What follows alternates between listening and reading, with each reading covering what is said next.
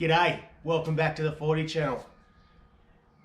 So, it's moment of truth time.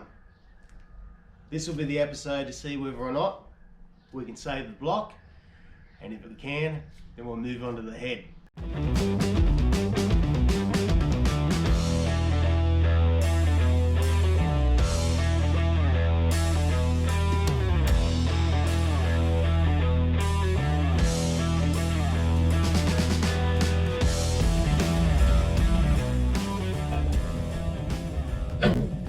Righto, so as you saw, Jack topped up the pots last night with the rust remover. We had it sitting there all night. I've come out, it's fairly early in the morning, it's been a cold night, but hopefully that hasn't affected it too much. We're going to clean it all out. We can see that it's all gone black. Before it was quite clear. It's all gone black. It looks not too bad. We're going to soak it all up and then see if we can free up these pistons.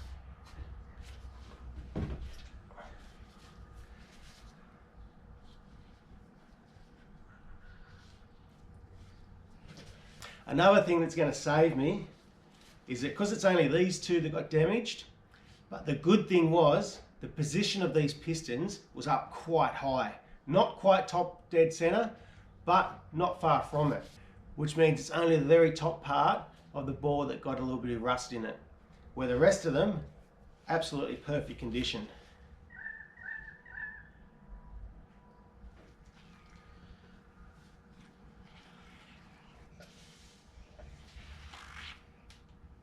Wow! This is exciting.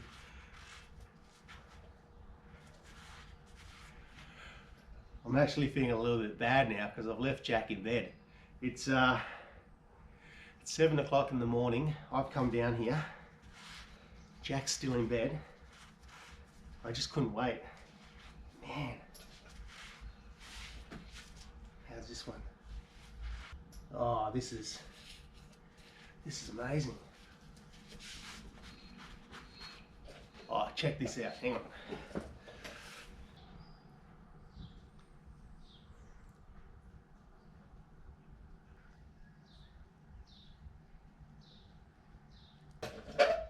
Right, I'm absolutely stoked at the way that has turned out. That looks sensational.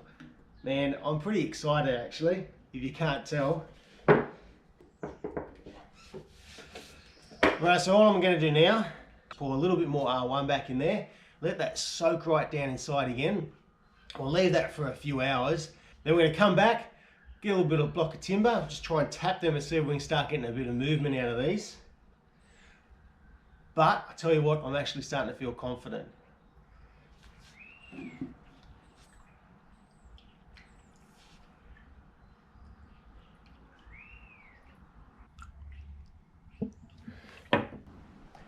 Righto, sometimes it's pretty easy to get sidetracked, so I thought I'd just clean up the sump.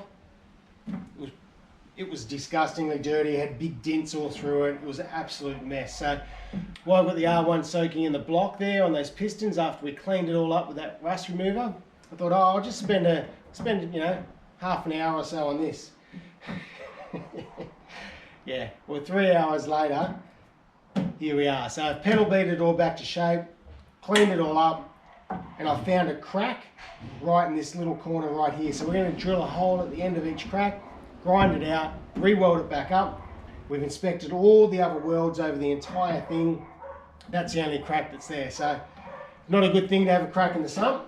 We'll grind it out and that'll stop the crack from travelling, weld it back up, be good as new. What's up, Dad? What's going on? Hey? Lunch. Excellent. I'll be 2 seconds, I'll drill this hole. Hey? Jack? That rust remover worked. Did it actually? Are they up?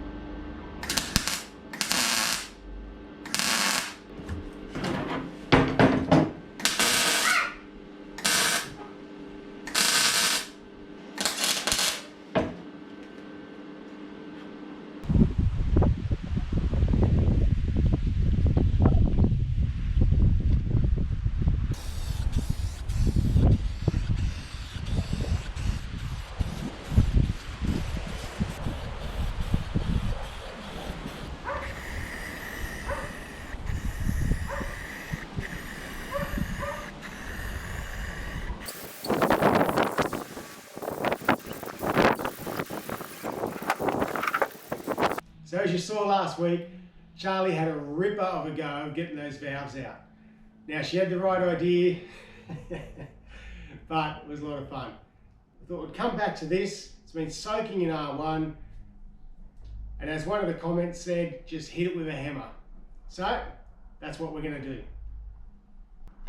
Block of timber straight on top of the piston.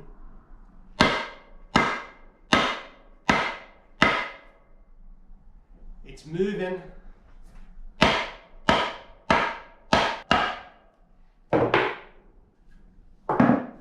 It's looking pretty awesome.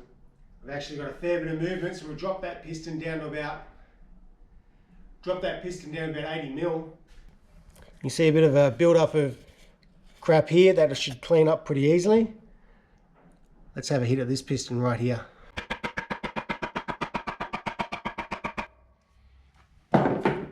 Yeah, you little ripper. We are getting there.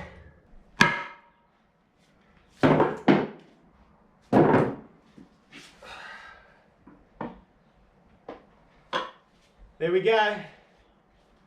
It's finally free. Righto, there we go.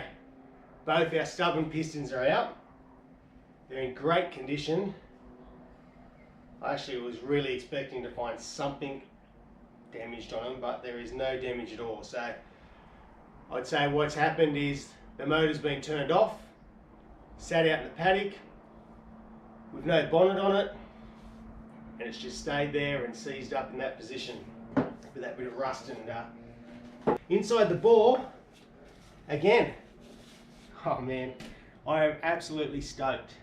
So there's just one little bit of corrosion just left around the top there, just that was stuck, must have been just below the top there.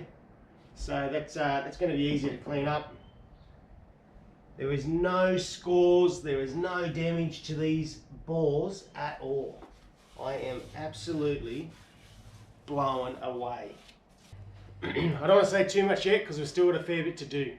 Even though the block is now completely bare, we're going to clean it all up. We're going to rust remove anything that's left on it. We're going to check to make sure the top's parallel.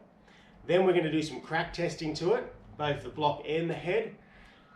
Then if it's all still good, then we can move forward with honing and getting new rings and gaskets and start putting this whole thing back together. But the first thing we can do is continue to clean up this block and just get it ready for all that type of stuff. So something that's really cool is that Chem Tools make this stuff here. So this is gasket and carbon stripper.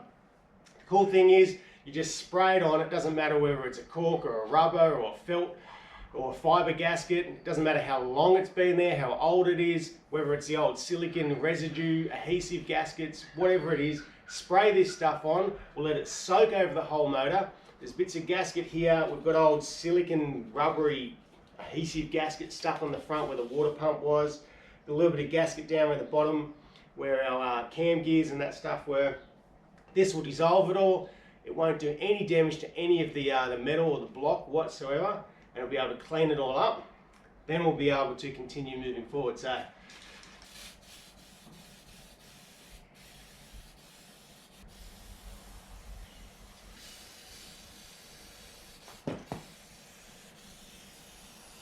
right, I'll give that about 5-10 minutes. We'll come back, we'll clean it up. This is just some type of silicon adhesive sealant, and it is coming off an absolute treat with this stuff. Look at that.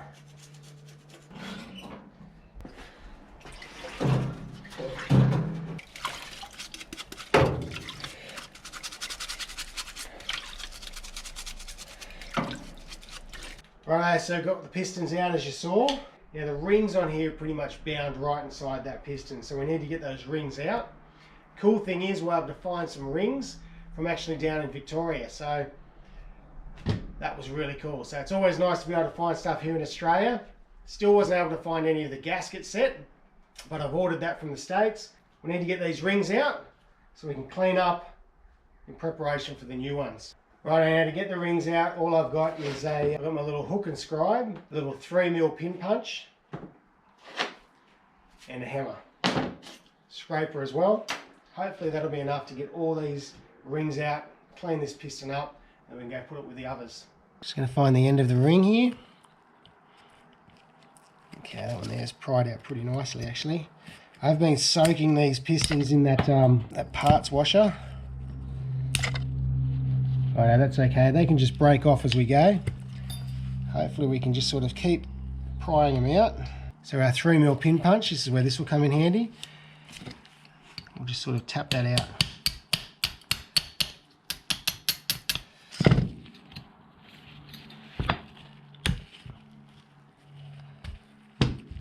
Righto. The end for that one. See if we can do the same. That one's pretty solid actually. That one's not going to move. Give it a little pin punch. Just give it a bit of a tap.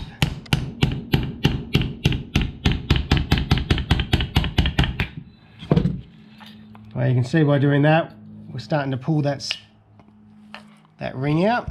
Just keep working at that.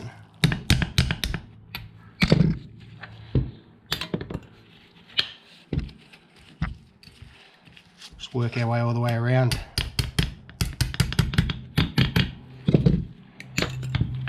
You might not be able to see it, but you've got all these grooves. You've got a big nice long groove in the bottom one, and the one above that's got a whole lot of holes. We're going to have to make sure that every single one of those holes are cleaned out and that these grooves are nice and clean so our oil can flow right between all that. So we'll do all that after we get these last lot of rings out.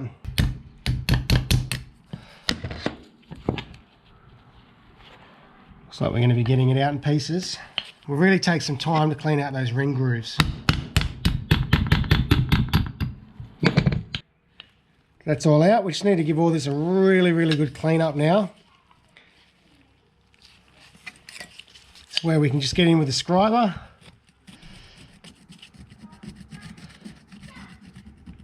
Try and get the bulk of that out.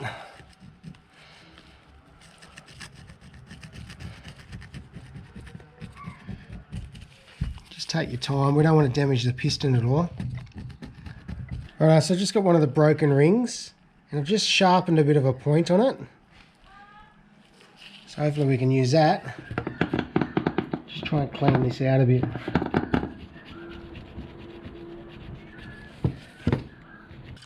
So the combination of the little scraper I made out of an old ring and the hook, we've been able to get in, with the hook we've been able to get in right on these corners. With a little scraper, we've been able to dig it all out. On top of that, we've got this tiny little brass brush.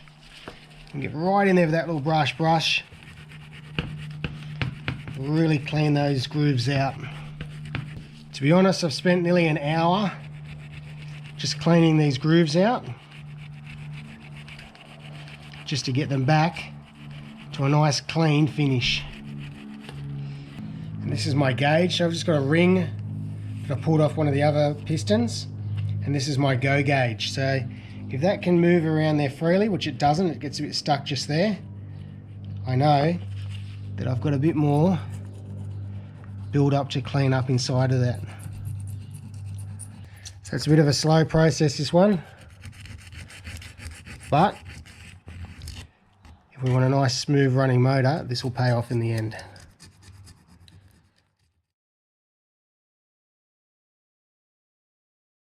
So I got a phone call from Jason a minute ago. He was dropping Jack to work, that he needed my help because his precious FJ40 has ran out of petrol on the highway. Here he is putting his petrol in, and he didn't have a jerry can, and the petrol station is right there. So yes, I saved the day again. He was dropping Jack to work.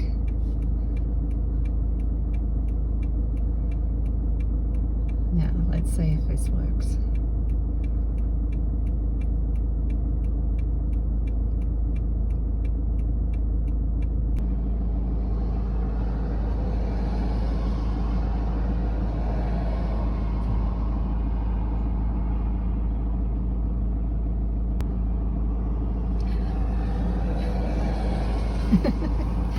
You always know when a bonnet goes up on a car, it's not a good sign.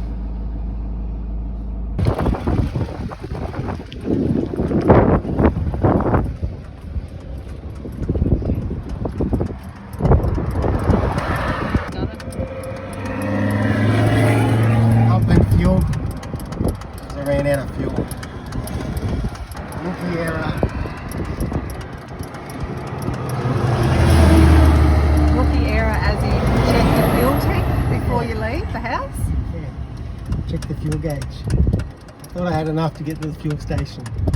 Obviously not. Where's the petrol station?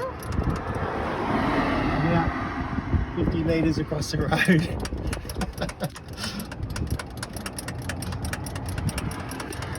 Might have to go get some more fuel. 5 litres. Coming through.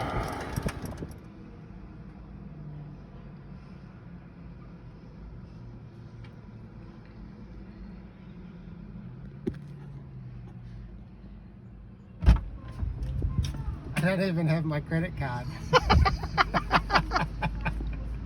Are you serious? Oh my gosh.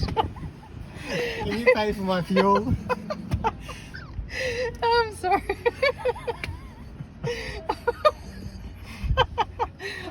I'm sorry. Do you? Oh. I'm sorry. I need to borrow $8. Would to you pay like for to my beg fuel. and plead? So you've got the fuel. Not the fuel. So We could do a runner. I've come back from town, finished doing what I was doing, Yep.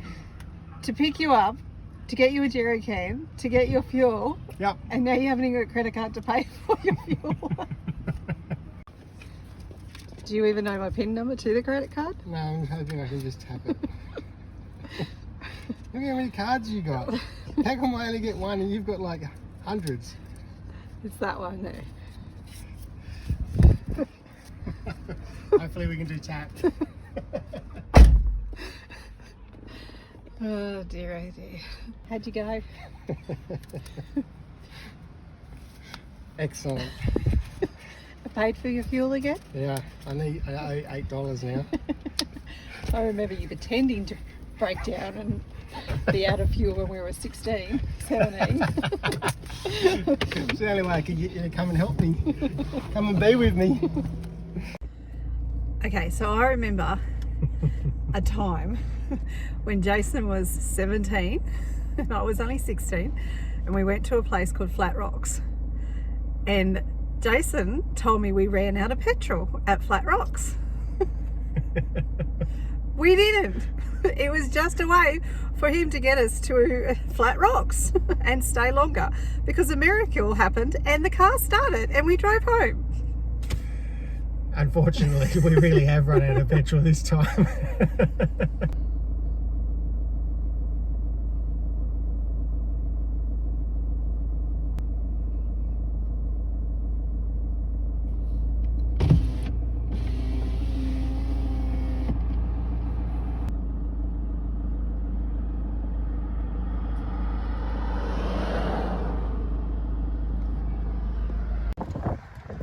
I flattened the battery. Are you serious? You're having a good day, aren't you? You want to take me home and get the jump start? I'm sorry, what did you say? I'm sorry? What did you say?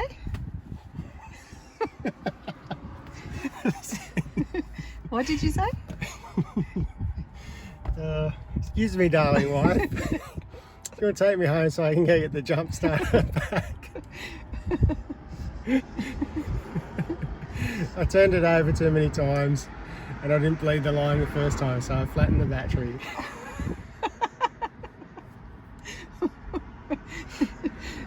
Sure, let's go and get the jump starter.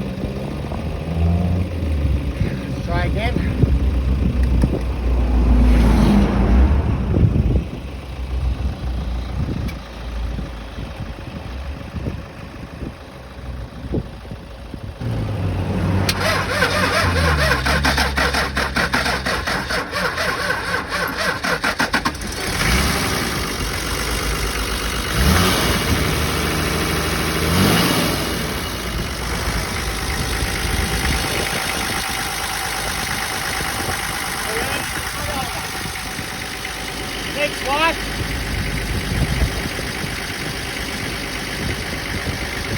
Love you. Okay, so next time you go out driving, take a fuel tank, spare jerry can, Make sure it's full. some jumper leads, and a wipe. I just need you, that's all I need.